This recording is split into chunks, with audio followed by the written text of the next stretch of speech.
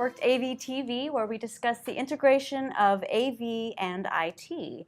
Today, I'm here, of course, with Josh Rush, the VP of Marketing from Audinate, and we have a very special guest, Casi Pacilio, and you are the resident sound designer at Portland Center Stage, as well as the sound and video supervisor. Did I get that right? Yes, exactly. Great. Yes. Thanks for joining us today. Thank you so much for inviting me. I'm really excited. Absolutely. Yeah. So I am very interested in theater.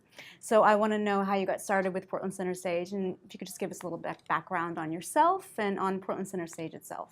Yeah, I've actually been doing theater since I was 5 years old. My birthday's in the summer, so the 5th, 6th year of my life, I started doing theater.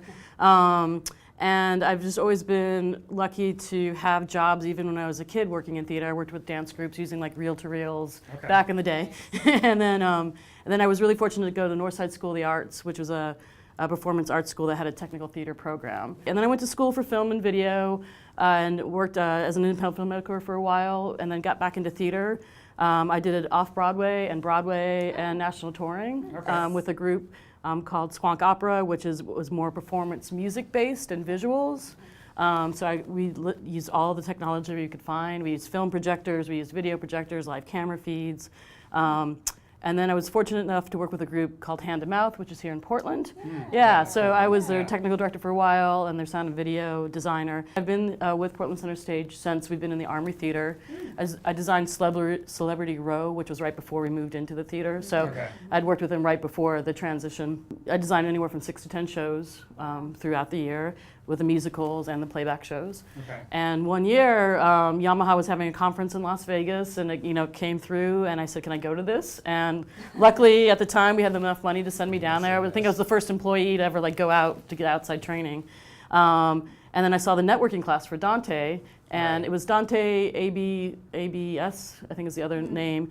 And I met, I went to the class, and I was like, this is the wave of the future. We're going to get away from all the copper wiring and soldering these tiny, tiny connectors that run through all of your space. And the funny thing is, on the plane ride home, I met with one of your employees who happened to be sitting next to me, and we started talking, which was crazy. We just happened to sit next to each other. He happens to live in Portland. I think Dante had just started up. It was or here in Portland, or Audinate just started here in Portland. And he gave me his card, and the next thing I bought was a Dante My Card 16 for my Yamaha M7, so that we could record directly from the board, so that our marketing department would have really good audio to make our B-rolls. And the quality just went up, like 100%, because we were having direct out. I just did it through Pro Tools with the My 16 card, and that was my very first experience of using Dante. So yeah, I've been really fortunate just to keep integrating it into our system. Yeah.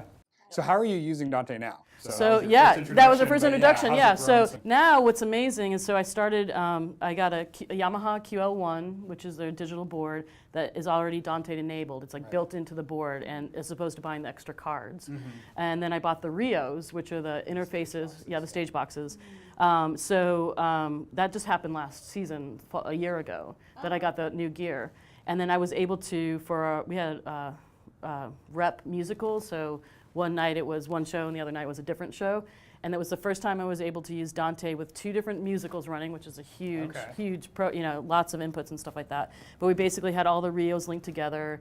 I had another Dante card for the playback computer, because we had a lot of video as well. So over the past year, I've just been upgrading the system, and I just got today the new Shure wireless system that's all Dante enabled. Just today? Just today. It all happened this morning. It was crazy. I know. So I'm just so excited. I love working with Dante. I find it easy to work with. I like the visual patching. I like how the controller is, that I can go through and look exactly what's patched and repatch it any way I want to. Because now I'm using 7 Dante devices. That's great. I'm using a Yamaha MTX 5D. With my new speaker Nexo system, and then I have the mixer, I have my Rios, and then my computer, my playback computer. So, and now the wireless microphones.